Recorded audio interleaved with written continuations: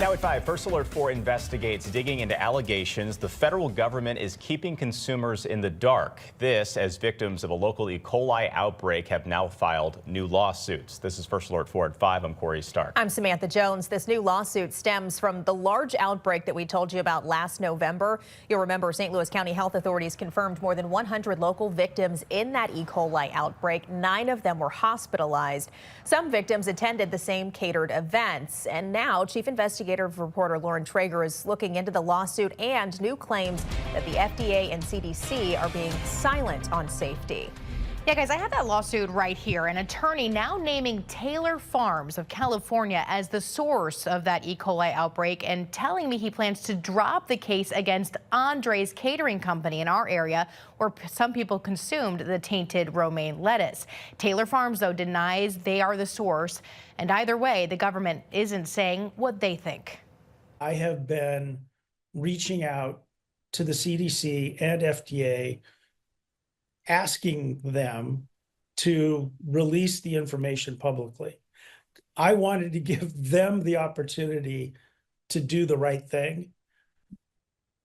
They didn't, so that's why we're here. Bill Marler is an attorney representing several St. Louis area victims who got seriously sick with E. coli last year. 3 of the people I represent, 2 children, 8 and 15, and a woman in her 60s, they developed acute kidney failure. That means that it is likely in their lifetime that their kidneys are going to fail. They're going to require either a transplant if they're lucky or lifetime dialysis. The outbreak, according to the federal government, was eventually linked to 89 cases across 15 states.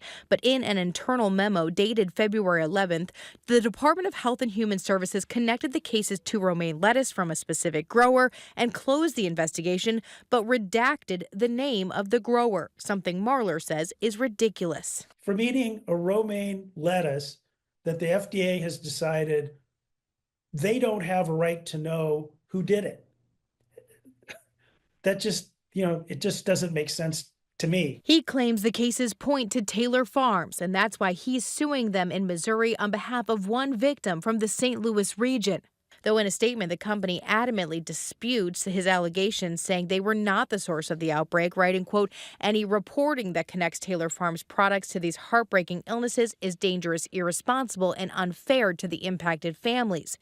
Taylor Farms was named by the CDC in 2024 as the provider of onions that caused issues with McDonald's Quarter Pounders.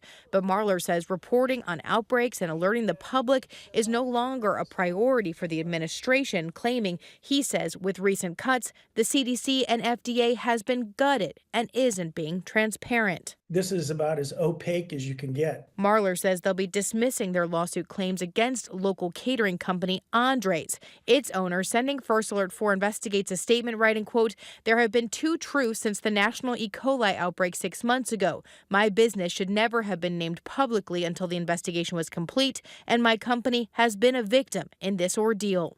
Marler says it is up to the government to give accurate, up-to-date information. By concealing information, he says the government's denying the public's right to know. The FDA and CDC have exactly the same information I have.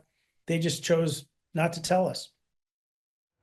Now, we reached out to the Department of Health and Human Services over the CDC and the FDA, but we have not yet heard back. Taylor Farms also tells us they are considering legal action to defend itself in claims in this situation.